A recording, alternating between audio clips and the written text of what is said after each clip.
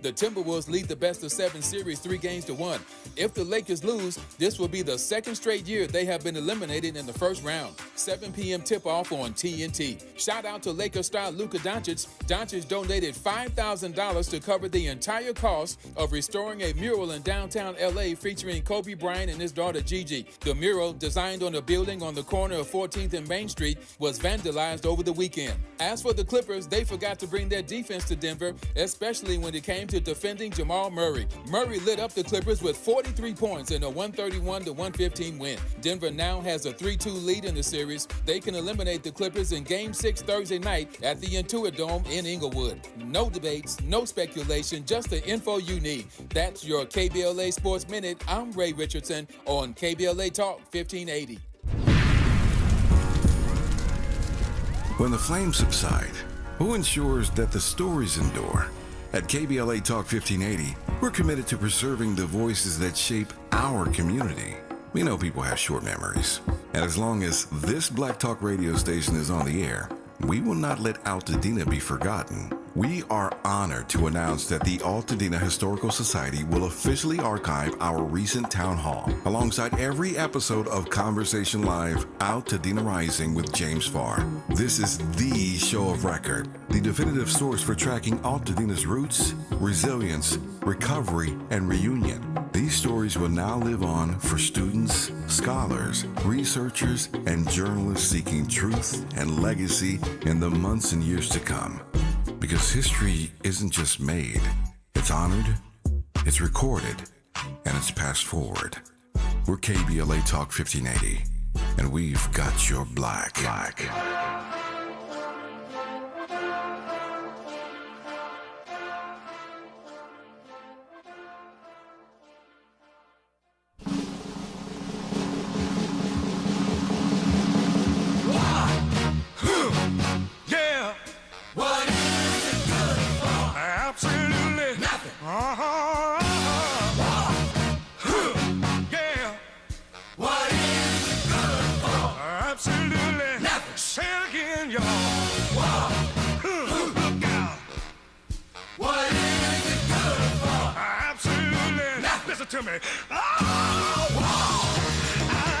I'm Tavis, Smiley. Delighted to have you with us in this hour of our program.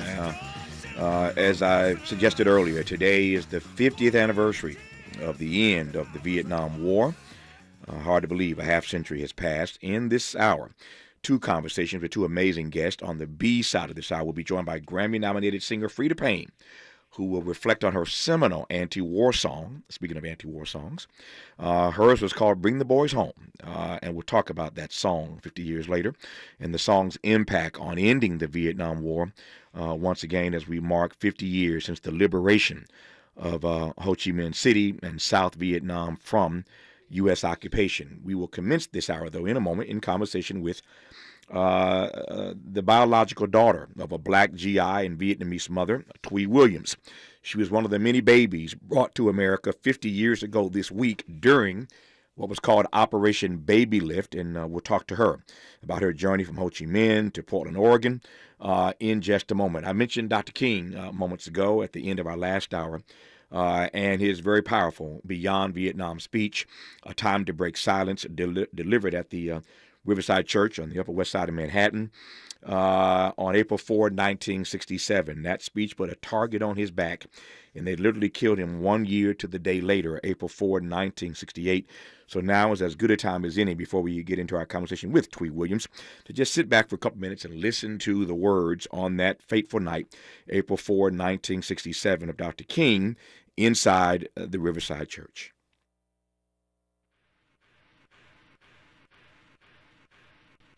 Time comes when silence is betrayal.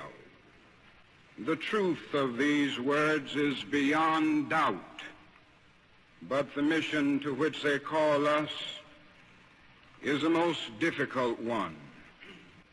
Some of us who have already begun to break the silence of the night have found that the calling to speak is often a vocation of agony. But we must speak. We must speak with all the humility that is appropriate to our limited vision. but we must speak. I come to this platform tonight to make a passionate plea to my beloved nation. In 1957, when a group of us formed the Southern Christian Leadership Conference, we chose as our motto to save the soul of America. In a way, we were agreeing with Langston Hughes, that black bard of Harlem, who had written earlier, "Oh yes, I say it plain, America never was America to me, and yet I swear this oath, America will be." So it is that those of us who are yet determined that America will be are led down the path of protest and dissent, working for the health of our land. And I cannot forget that the Nobel Peace Prize was also a commission to work harder than I had ever worked before for the brotherhood of man. Somehow this madness must cease. We must stop now. I speak as a child of God. I speak for those whose land is being laid waste, whose homes are being destroyed, whose culture is being subverted. I speak for the poor of America. I speak as a citizen of the world. I speak as one who loves America. Such thoughts take us beyond Vietnam, but not beyond our calling. It is with such activity in mind that the words of the late John F. Kennedy come back to haunt us. He said, "Those who make peaceful revolution impossible will make violent revolution inevitable." I am convinced that if we are to get on the right side of the world revolution, we as a nation must undergo a radical revolution of values. We must rapidly begin the shift from a thing-oriented society to a person-oriented society, when machines and computers, profit motives and property rights are considered more important than people. The giant triplets of racism, extreme materialism, and militarism are incapable of being conquered. That's Dr. King inside the Riverside Church on the Upper West Side of Manhattan, April 4, 1967, with his Beyond Vietnam speech, "Time to Break the Silence." I thought it'd be appropriate to commence this hour talking about Vietnam 50 years later. He said in that speech, it's time for the madness to cease. You heard him say it. The madness did cease 50 years ago today. We'll talk about it with one of those babies that was brought to America 50 years ago this week. Her name is Twe Williams, and we'll talk to her when we come forward on Tavis Smiley. Interrogating and unpacking. That's what we do around here. You're listening to Tavis Smiley. Let's face it, nothing makes you look older than you really are than thinning hair. But what if you could not only increase your hair count, but promote new hair growth without surgery, without drugs with potential side effects, and without a prescription from your doctor? Well, now you can, thanks to a breakthrough new supplement called Hair Grow, provided by New Nordic, the #1 supplier of dietary supplements in Europe. Hair Grow is now available in the U.S. Only Hair Grow contains tocogaya, a powerful antioxidant that has received a U.S. patent. Multiple clinical studies show Hair Grow is safe and effective in promoting new hair growth. In one study, 95% of the patients using Hair Grow saw increased hair count. Don't lose more time and more hair. Try Hair Grow today to feel and look your best. Available online at Amazon, Walmart.com, and NewNordicUSA.com, or in stores at your local CVS. Look younger and feel more confident with Hair Grow by New Nordic at NewNordicUSA.com, or in stores at your local CVS. Nearly 7 million Americans aged 65 and older are living with Alzheimer's disease, or AD. But did you know that black adults aged 65 and older are twice as likely as white adults to develop AD? You may be able to reduce your risk by managing conditions like diabetes and high blood pressure, being physically active, eating healthy, and exercising your mind. To learn more about AD, the importance of early diagnosis and intervention, and a potential treatment option, visit treatalzearly.com. That's treatalzearly.com. This message is brought to you by AZI. 40 acres and a mule. This is bigger than the music. Yeah, they tried to rig the game, but you can't fake influence. Who among us doesn't like black music? But Kendrick is right. This moment is so much bigger than music. These are serious times. We've got serious problems, and we need serious people who understand that slogans are not solutions. When you want substantial and sober analysis about things that matter to you and the ones you love, this is where you turn. We're KBLA Talk 1580, and we've got your black. At Exquisite Family Mortuary, we know how overwhelming it can be planning a meaningful farewell for your loved one. Secure your peace of mind by calling Charlotte White at 323-577-5562. That's Charlotte White at 323-577-5562. From traditional funeral services to memorials to direct cremation, pre-needs, and more. Call Charlotte White at Exquisite Family Mortuary for Southern hospitality in Southern California. That's Charlotte White at 323-577-5562. Exquisite Family Mortuary is located nearby in Inglewood, California. Exquisite Family Mortuary, where your loved one becomes our loved one. KBLA 1580 Santa Monica. Freedom is an endless meeting, so let's get back to it with Tavis Smiley. Tavis Smiley and Twe Williams, one of the babies brought to America during Operation Babylift 50 years ago this week. Twe, good to have you on this program. How are you today? I'm good. Thanks for having me. It's good to have you. Obviously, you were too young to recall the trip. But for starters, how old were you at the time of the trip? I was actually 5, so I remember a lot. Oh, you do remember? Okay. Yeah. That makes it easy then. You make my job a whole lot easier, Twe Williams. So, so tell me what you do remember. About the trip or about Vietnam? I'll take both. Anywhere you want to go, I'll follow you. Okay.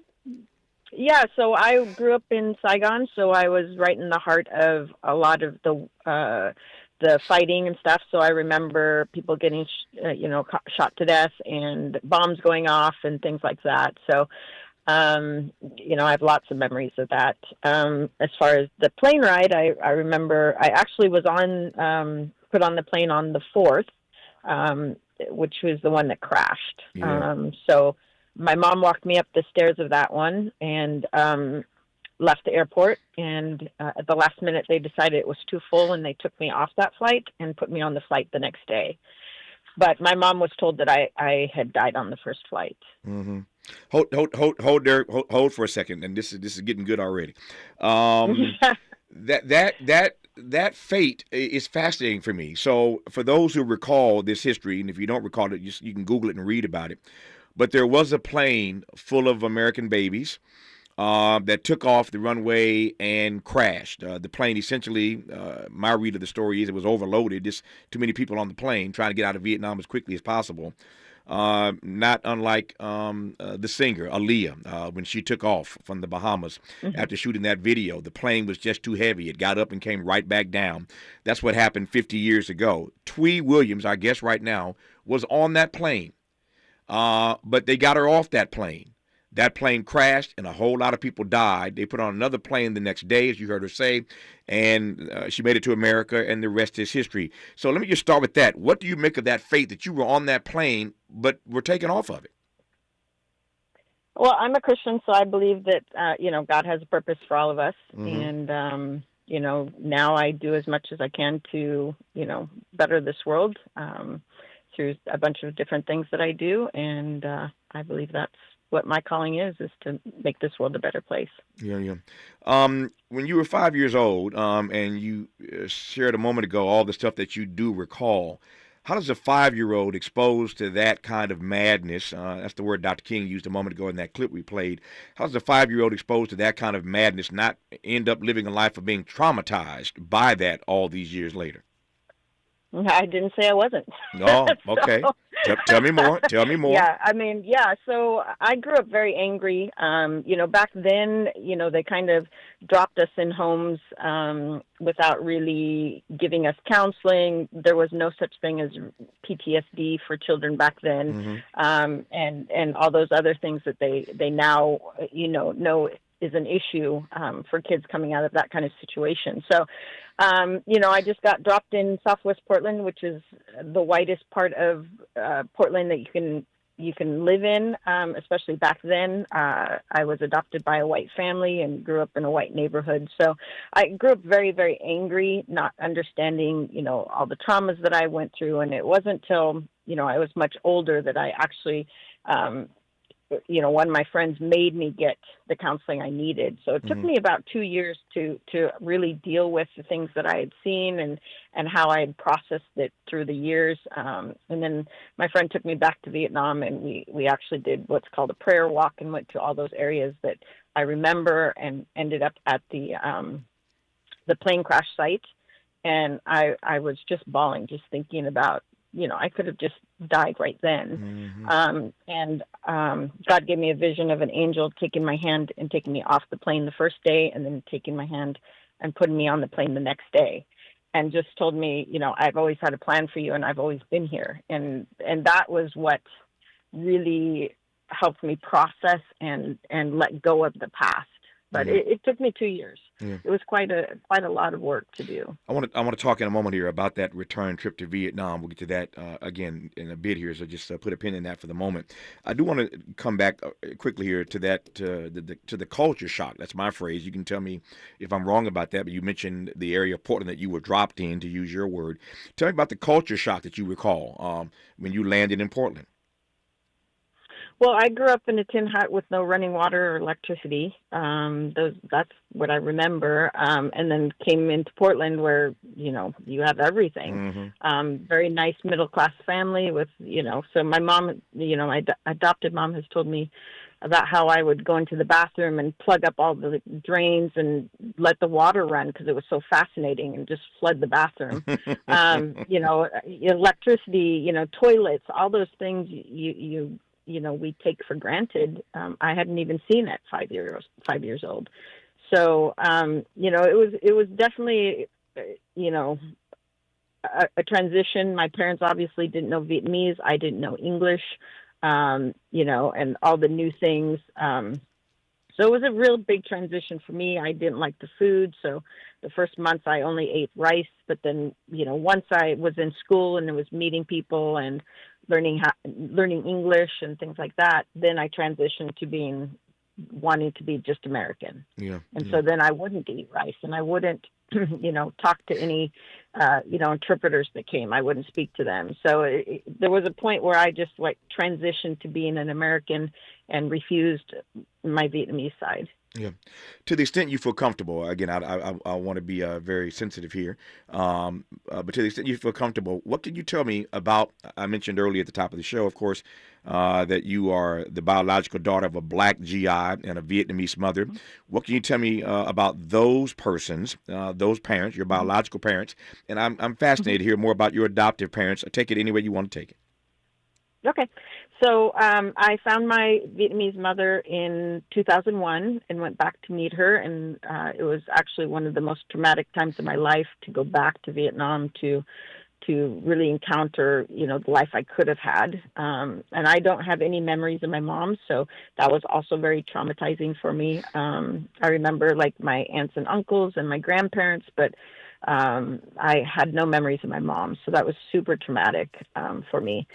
So I've gone back a few times. I've helped her buy a house now, so she's doing really well. But she still lived in a tin hut with no running water or electricity. So that was really rough for me to go back to that. And about 3 years ago, through DNA testing, I found my father's side of the family and have connected with 5 half sisters on my father's side. And the cool thing is, I found out the Black side of me, the history of that.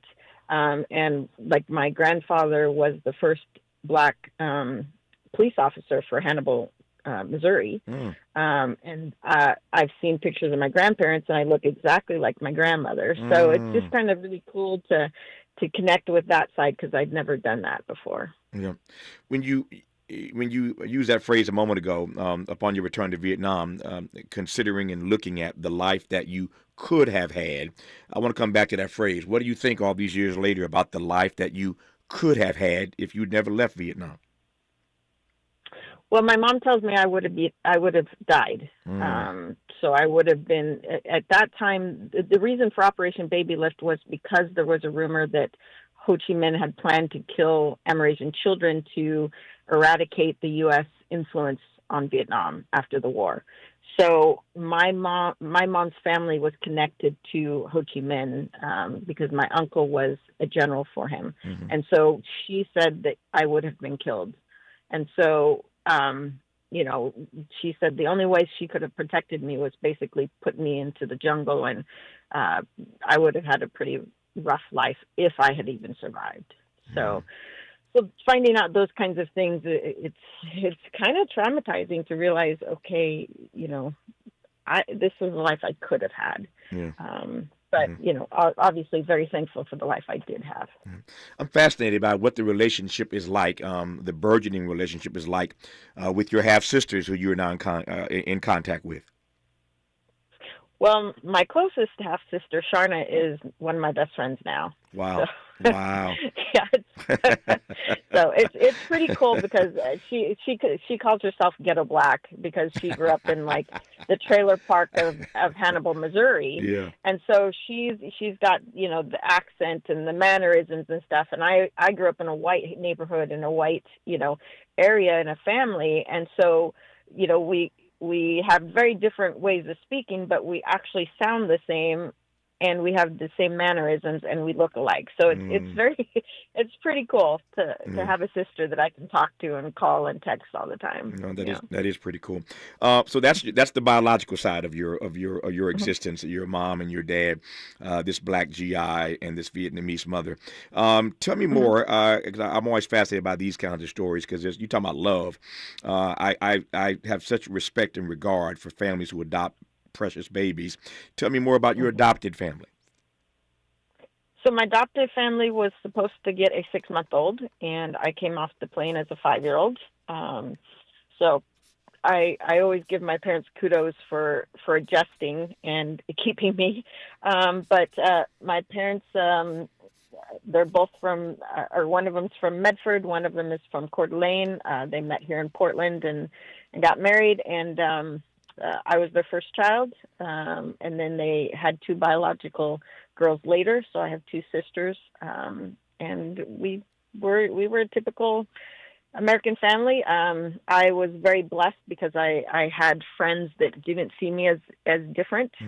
So I grew up just not even realizing that I really was different. I mean, I knew it, but it wasn't like a big thing for me. I wasn't ever teased for it. I wasn't ever put down for it. So, my story is not normal. I've found that out over the years, but I just had great friends. And so they're still my friends today. They taught me English in school.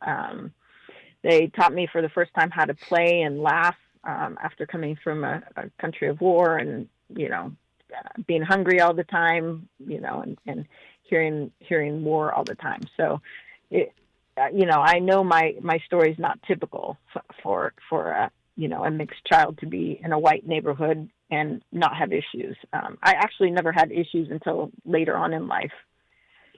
Yeah, and what do you make of that? That those issues that you referenced didn't really come to the surface until your later years. I think it just is that I had a great group of friends. Yeah. And they just didn't care. And even I've had lunch with a couple of them since, this is the 50th anniversary, and just talking about our childhood, and they were like, well, I never saw you as different. Like not one of them ever saw me as different. And so, I had a great group of friends. Yeah. So. You mentioned your friends. I'm just curious. The answer may be no, but I'm just curious anyway. Have you ever been in contact with any of the other babies that were on that plane with you out of Vietnam as a part of Operation Babylift? Yes, I actually 2 months ago the Pan Am Museum flew a bunch of us to California for a mini documentary. So I got to meet people who were actually on my flight, some other adoptees, and I also got to meet some of the flight attendants that were on my flight. Wow. And what was that like? That's a full circle moment. You said the same thing I was going to say. It's a full circle moment. What was that like? it's awesome to be able to talk to people who were there on that exact day. One of the really hard things for me was some of the memories that I thought I had, I was told couldn't be. Mm-hmm. And so talking to the stewardesses, I found out my memories were actually right on. Yeah. Like, I remember reading to the kid next to me, and I've always been told, well, there were no books on that plane, from other people. Well, they said that they gave books to us older kids so that we could read to the younger kids to keep us all occupied. Mm-hmm. And one of the other big memories I have is actually talking to a GI, and I had to use the bathroom, and he didn't understand me, obviously, and he walked off and came back with a hard-boiled egg. And that was like one of the biggest memories that I have, and I've always been told there were no GIs on the plane. Yeah. And come to find out, we actually landed at a military base, and the GIs came on the plane and helped with the kids. And so it was just really, it was, like you said, a full circle moment where, like, it was kind of validated the memories that I had to hear the stewardess say, yeah, those actually are your memories. Yeah, I'm only laughing because you're trying to tell this black GI, I gotta go to the bathroom, and he brings you a hard-boiled egg. You talk about disconnect. Yeah, that is a major disconnect. I got to go to the bathroom. Okay, here's a hard-boiled egg. Okay, that is funny. I've got 90 seconds left. I want to give it all to you. Tell me about the life that you have fashioned in this place called America all these years later. Yeah, now I have my own business. I have a construction business. I have a nonprofit that takes kids from the U.S. to Kenya to do community service projects and see how it is in another country. I coach all over the world doing soccer, track, and lacrosse as a missionary, and I have a good life. No, that is an amazing life. If you could put into a sentence or two what this 50th anniversary of the end of the Vietnam War means for you and your coming here as part of Operation Babylift, broadly speaking, or with some specificity, it's up to you. Just give me right quick your reflections on what it means to be at this place 50 years later. Operation Babylift absolutely saved my life. It saved the life of many kids, and I know there's controversy in it, but ultimately it saved my life. It's allowed me to come to a country which I love. I actually served in the military because I love America so much, and I think, like Martin Luther King said, I love America, and I am happy to be here with, being able to contribute to America and what America stands for. Twe Williams, I've enjoyed this conversation immensely. I thank you for your time and sharing your story with me and this audience, and I wish you nothing but the best in the months and years to come. Thank you very much. Good to have you on this program. When we come forward, a conversation with Freda Payne about her iconic seminal anti-war song, Bring the Boys Home, and the impact that track had 50 years ago. You're listening to Tavis Smiley. For all the freedom-loving folk, this is Tavis Smiley. I feel like freedom.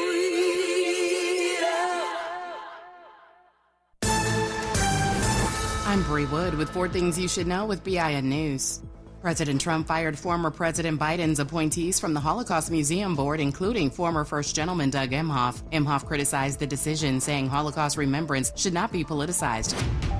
Harvard University's president promises to make changes after internal reports found Islamophobia and anti-Semitism on campus. Harvard President Alan Garber said the reports released Tuesday reveal aspects of a changed period in our recent history. President Trump says his first 100 days in office have been the most successful of any administration ever. Speaking at a rally in Michigan Tuesday, Trump talked about lowering inflation and ending what he calls transgender insanity. And Jon Batiste and Ledisi are among the list of performers that will hit the stage during the Grammy Hall of Fame Gala. The event is taking place at the Beverly Hilton Hotel in Beverly Hills, California on May 16th. Get BIN News on demand 24/7 on the iHeartRadio app. Every day, a child in poverty waits for a sponsor is another day of hopelessness. There are thousands of kids who've been waiting over a year. and their weight. Sponsor a child with compassion today. Just text the word radio to 83393. The Crohn's and Colitis Foundation has been at the forefront of inflammatory bowel disease research and care for over 50 years. Learn more about research, education, and support at Crohn'sColitisFoundation.org. This is the KBLA Sports Minute with Ray Richardson. Both of LA's NBA teams are facing elimination from the playoffs in their next game. The Lakers need to bring it tonight in Game 5 against Minnesota. The Timberwolves lead the best-of-7 series 3-1. If the Lakers lose, this will be the second straight year they have been eliminated in the first round. 7 p.m. tip-off on TNT. Shout out to Lakers star Luka Doncic. Doncic donated $5,000 to cover the entire cost of restoring a mural in downtown LA featuring Kobe Bryant and his daughter Gigi. The mural, designed on a building on the corner of 14th and Main Street, was vandalized over the weekend. As for the Clippers, they forgot to bring their defense to Denver, especially when it came to defending Jamal Murray. Murray lit up the Clippers with 43 points in a 131-115 win. Denver now has a 3-2 lead in the series. They can eliminate the Clippers in Game 6 Thursday night at the Intuit Dome in Inglewood. No debates, no speculation, just the info you need. That's your KBLA Sports Minute. I'm Ray Richardson on KBLA Talk 1580. All I need is one mic. With a KBLA Talk 1580 editorial, I'm Tavis Smiley. With so many shows on our station weekdays and weekends, it's hard for me to keep track of all the guests who are actually in studio on any given day. I wish I'd known in advance that LADA Nathan Hochman was coming in studio for a recent interview. Had I known, I would have loved to have personally greeted him and then asked him why LA City Council member Curran Price is being criminally prosecuted for allegations of misconduct similar to the conflict of interest violations for which former City Council member Kevin De Leon is only being fined. What's that about, Mr. DA? In fairness to Mr. Hochman, it was former DA George Gascon who actually filed felony charges against Councilman Price. I opined then on how these criminal charges against Price did not pass the smell test. I was concerned then that this was yet another wayward prosecution of a high-profile black elected, not to mention a waste of taxpayer money. I am even more convinced now that this is a hot mess. To be clear, neither you or I want a bunch of self-serving, greedy, conflict of interest criminals managing the people's business inside LA City Hall. But we also don't want selective or targeted prosecution of black politicians. We've seen that movie before, and we don't need a sequel. It's hard to watch Kevin De Leon get away with paying an $18,000 fine for repeated ethics violations, what he calls an oversight, and at the same time, watch the DA's office continue its criminal prosecution of Curran Price for issues allegedly involving his wife's clients. Motions, I might add, that were passed unanimously by the LA City Councilman. What are you saying, Tavis? I'm glad you asked. DA Hochman did not start this inquisition, but he certainly has the power to stop it. I have said it before, and I will say it again. Fundamental fairness. In the absence of fundamental fairness, we experience a cascade of deteriorating conditions. The erosion of trust, the weakening of social cohesion, alienation, marginalization, the legitimacy of authority diminishes, cynicism and disengagement grow, and ultimately, people abandon civic participation altogether. Fundamental fairness, Mr. Hochman, that's all we ask. With a KBLA Talk 1580 editorial, I'm Tavis Smiley. As always, we welcome your feedback.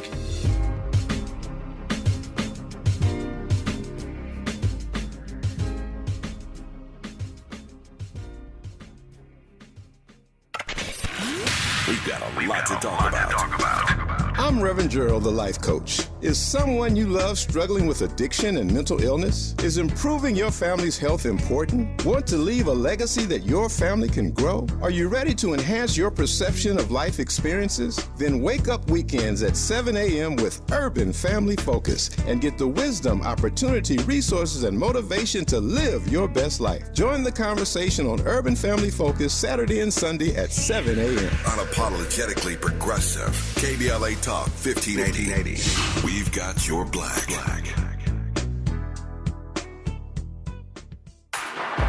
Less monologue, more dialogue. Tavis Smiley continues right now. It does indeed, with Grammy-nominated singer Freda Payne, who I'm honored to have on this program to reflect on her seminal anti-war song, Bring the Boys Home. We've been spending this hour talking about the 50th anniversary of the end of the Vietnam War. This week, in case you tuned in late, we started this hour with some sound of Dr. King giving his iconic Beyond Vietnam speech, Time to Break the Silence, at the Riverside Church in Manhattan. King and a few others were out early on this, and I think it's fascinating. All these years later, we know that Dr. King was right about his opposition to the Vietnam War, although that speech put a target on his back.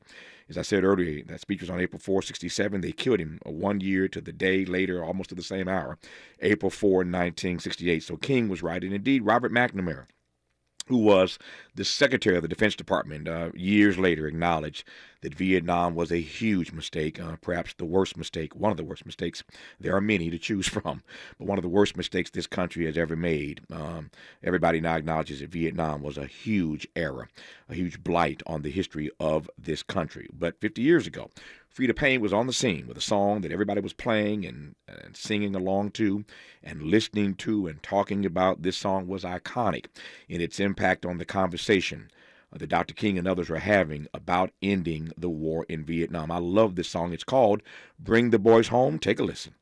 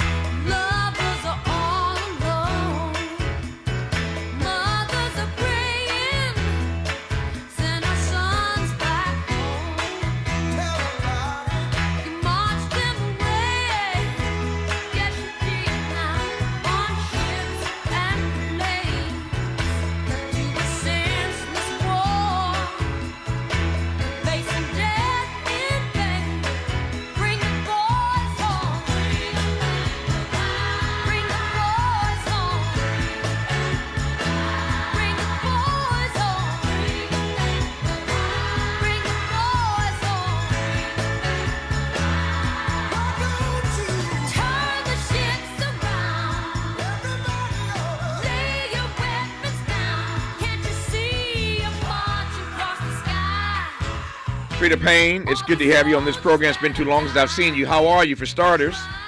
I'm fine. I'm just, hanging in there, trying to stay healthy and exercise and all that kind of stuff. I feel good. You do that. You feel good, and you always look good. So I know you're taking care of yourself. Tell me the backstory to this song. Well, the backstory is it came out in 1971. It followed Band of Gold, which was a huge national hit for me, international hit, sure, as a matter of fact.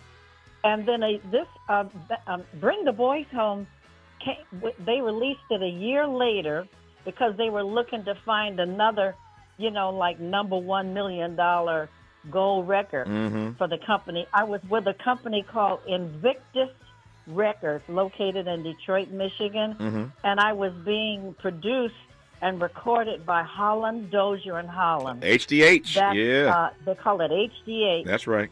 And that was the producing team of Brian and Eddie Holland and the late Lamont Dozier. So I was working, and those guys back then were considered the top producers, of that era. Yeah. And it was one of those things where we were at war. We were actively at war with Vietnam, and they felt that a song like that just would touch the hearts and would actually help the soldiers as well. And let me tell you something, and this is a fact.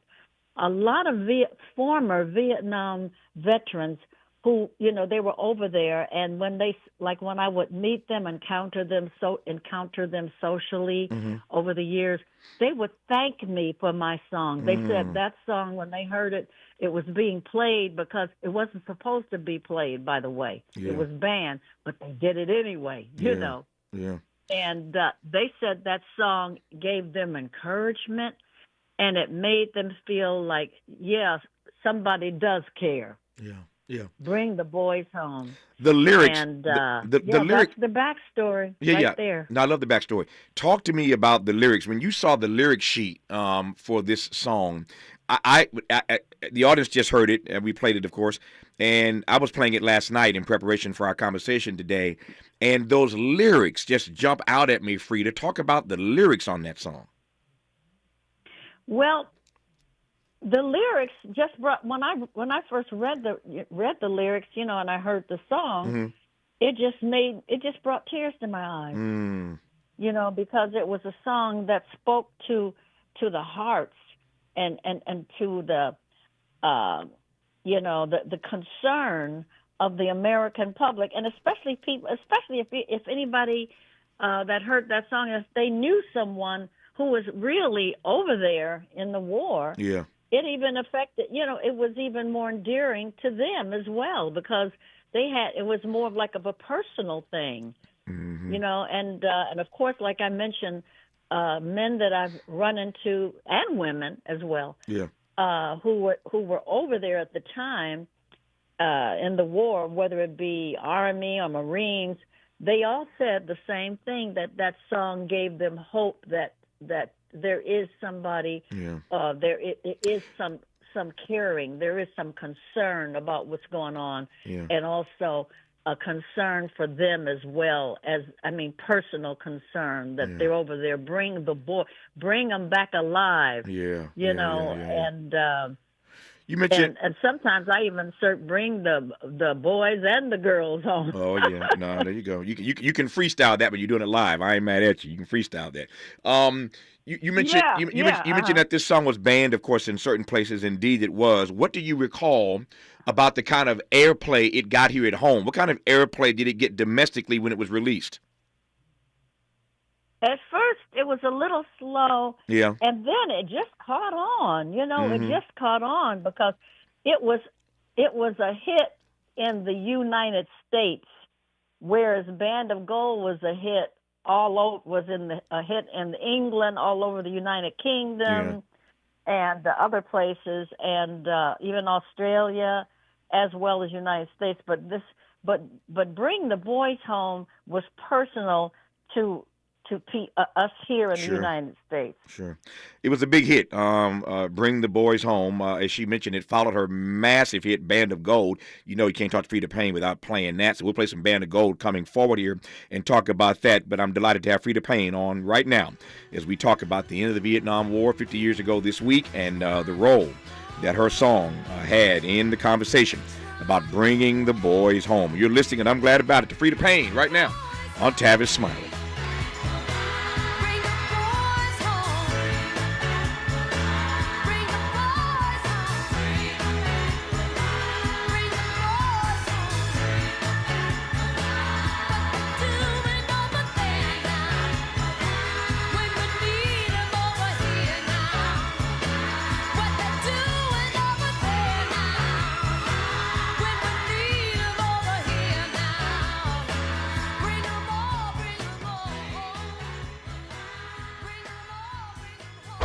From Leimert Park with love, this is Tavis Smiley. The Comedy Connection series featuring KBLA's Twe Williams, the voice of reason, and the alpha male of comedy, Ray Grady. We're going to transform relationship disasters into stand-up material live at Inglewood's Miracle Theater on May 31st at 7 p.m. Pacific Standard Time. My clinical team will disclose all of your dating woes, while the alpha male of comedy, Ray Grady, has hand-selected supremely talented comedians to roast post all of our tragic relationship choices. I dare you to bring your ex's phone number because Ray, he's going to text it live and the crowd will be sourcing emojis. Tickets are moving swiftly, so don't hesitate to grab yours at themiracleinglewood.com before I diagnose your dating history as a pre-existing condition.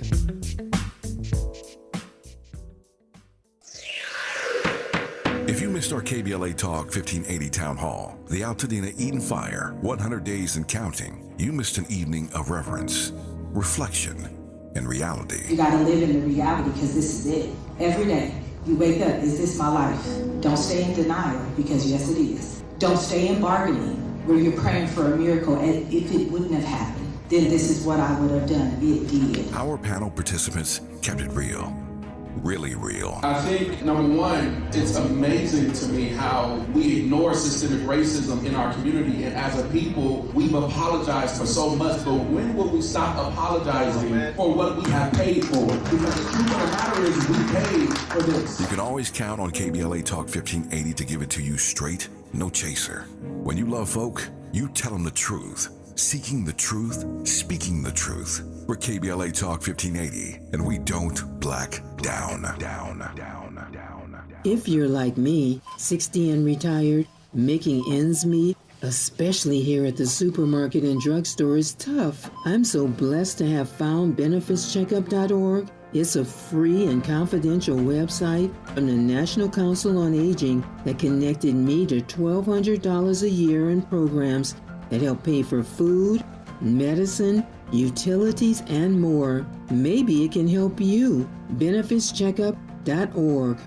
You know where you want to go in life, and City National Bank can help. City National knows the dedication it takes to build your vision for the future into a reality, and our team is here for you. We have a wide range of options to help, from personal savings accounts to interest-bearing money market savings accounts and more, all designed to help you get where you want to go. City National, here for every stage of the journey. Learn more at cnb.com. City National Bank is a subsidiary of Royal Bank of Canada, member FDIC. More honesty than you can handle. More empowerment than you can imagine. You're tuned in to Tavis Smiley.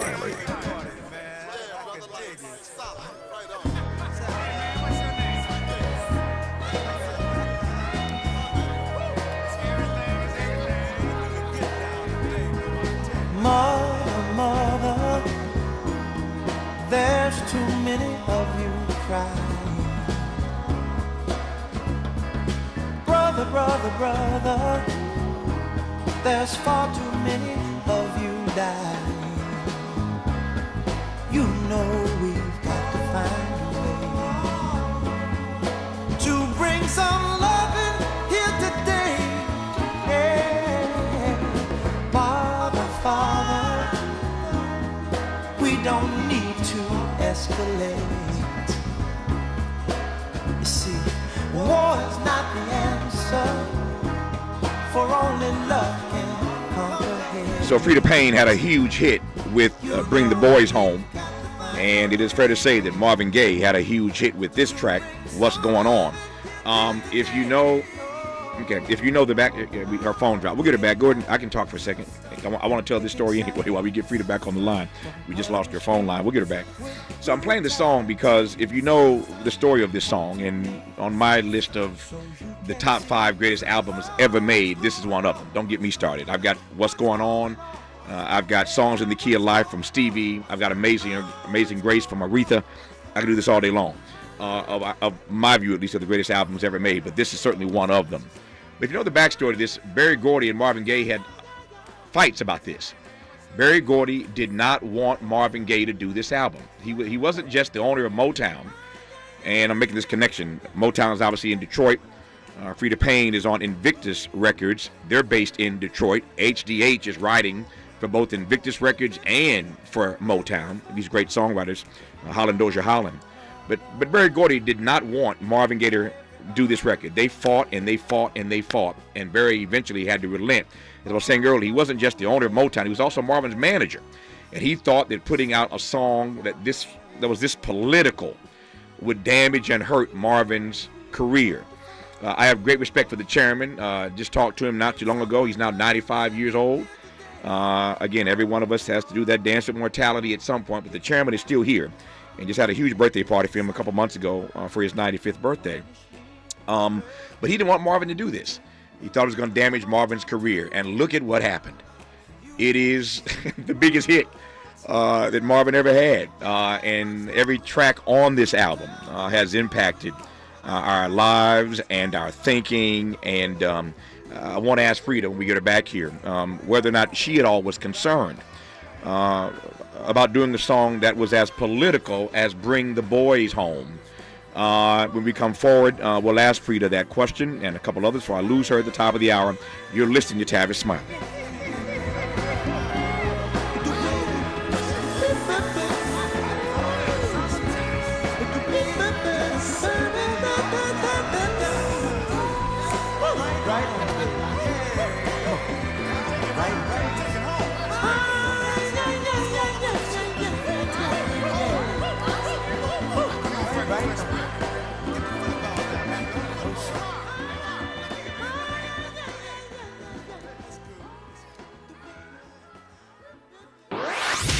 Helping to stretch your moral and political imagination. This is Tavis Smiley. Robinhood Gold members can now enjoy the VIP treatment, receiving a 3% IRA match on annual retirement contributions. With Robinhood Gold, the perks of the high net worth are now available for any net worth. The new gold standard is here with Robinhood Gold. To receive a 3% boost on annual IRA contributions, sign up at Robinhood.com/gold. Investing involves risk. 3% match requires Robinhood Gold $5 a month for 1 year from first match. Must keep funds in IRA for 5 years. Go to Robinhood.com/boost. Robinhood Financial LLC member SIPC. Gold membership is offered by Robinhood Gold LLC. KBLA Talk 1580. We've got a lot to talk about.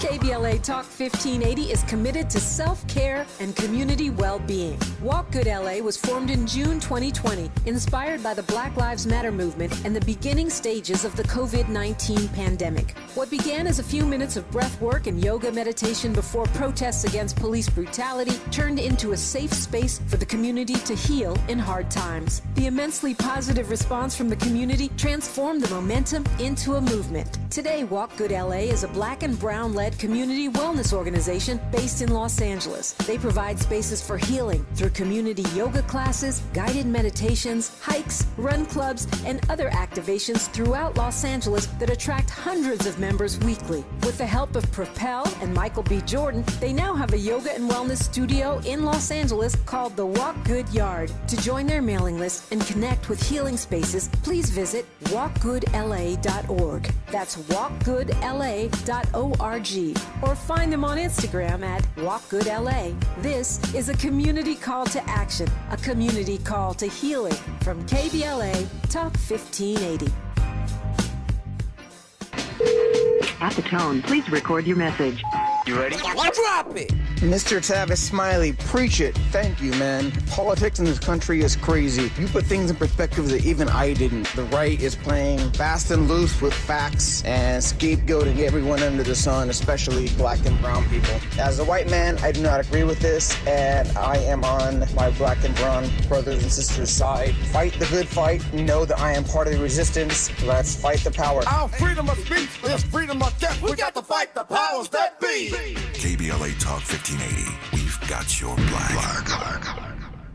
KBLA Talk 1580 and the California Black Chamber of Commerce invite you to the Small Business Development Workshop, How to Do Business with California Government, on Thursday, May 15th at Victory Park in Pasadena, 2575 Paloma Street. Get certified and register as a new bidder. Sell products and services to the state. Learn about pre-bid events and more, and it's all free. All you have to do is sign up at www.calbcc.org. That's www.calbcc.org. Registration for the Small Business Development Workshop, How to Do Business with California Government, begins at 9 a.m. and the workshop concludes at 1 p.m. on Thursday, May 15th at Victory Park in Pasadena, 2575 Paloma Street. This is a community call to action from the California Black Chamber of Commerce and KBLA Talk 1580. Helping to make you the most knowledgeable person in your circle of friends. This is Tavis Smiley. Tavis Smiley and Freda Payne, who had a huge hit 50 years ago. The song comes out in 1971, Bring the Boys Home, and it was a huge conversation piece. as we were trying to figure out how to bring this Vietnam War to a close. We started this hour playing Dr. King from his Beyond Vietnam speech, Time to Break the Silence at Riverside Church. We now know that Dr. King was right all these years later. Freda, we lost you. I'm glad we got you back now. I played some Marvin Gaye, What's Going On, and I told the story of how Berry Gordy, speaking of Detroit, you were at Invictus Records in Detroit, Marvin is at Motown in Detroit, but Berry Gordy did not want Marvin to do that album, What's Going On, for fear that it was too political, that it might hurt his career. Were you concerned at all that Bring the Boys Back Home with those powerful lyrics would put you in a space of being too political and might hurt your career? No, I was not at all, because I felt that the message had to get out there. It's like, bring the boys home. Mother, fathers are praying. Mothers are all alone. Bring the boys back home. Bring them back alive. That's the lyric says. Bring them back alive. Yeah. And can't you see it? Bring them back alive. Yeah. And then the line, and then there was another line. It went further. It said, "Can't you see them marching across the sky? All the soldiers who have died," meaning even the ones who passed, who were killed, their spirits need to come back home. Yeah. Now it's a powerful track. Powerful track. But you were not scared about it hurting you for being too political in that moment. That was brought up, Yeah. and I had a friend of mine who was like my road manager, and he said, "Freda, I don't know. Yeah.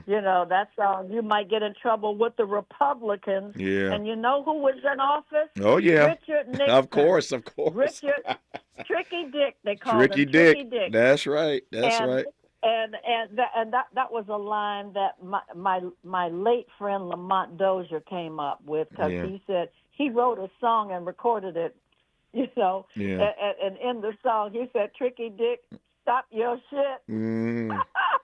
Yeah, I remember that Excuse line. my language. No, we're ready. We can bleep it out. It's radio, so you're okay. You're okay. I've got 2 minutes left. I got 2 minutes left, and I cannot talk to you, Freda Payne, without playing some Band of Gold. Give me some Band of Gold right quick, Miles Lowe, and I want to ask Freda, just give me a reflection on Band of Gold, because Bring the Boys Home comes out after this. Band of Gold is a huge hit. Just say a quick word about the success of Band of Gold. Well, Band of Gold was a surprise shock, because I had no idea it was going to go as far or be as big a hit as it became. Yeah. As a matter of fact, I thought the lyrics were too adolescent for me, because at the time when I recorded it, I was 28. I won't say how old I am now, but, just do the math, 50 years. But anyway, I said, this song is for a 16-year-old girl, innocent 16-year-old girl. I said, and I'm a 28-year-old woman, and I ain't innocent. but it was your protestation or your concern notwithstanding, it became a huge hit for Freda Payne, as did Bring the Boys Back Home. And I'm out of time, but I want to thank you for your courage, for your conviction, for your commitment, for your character to putting out that song, Bring the Boys Home, 50 years ago, and not being afraid to do so. And, of course, we love you for Band of Gold. I just love you, period. Freda Payne, thank you for your time. All the best to you, my friend. Oh, thank you so much, Tavis. And anytime, you can call me anytime. And I will call you again, because I love you, and there ain't nothing you can do about it. We're back here tomorrow, Lord willing, to do it again. Just like that, 3 hours is gone. Thanks for tuning in to Tavis Smiley. And as always, keep the faith.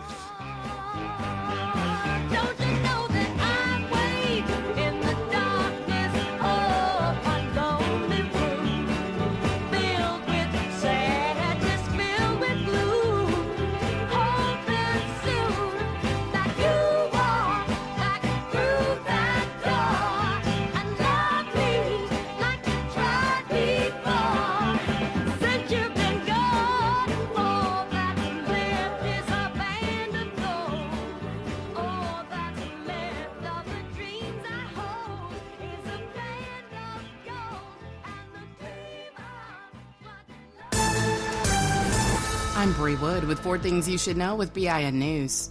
President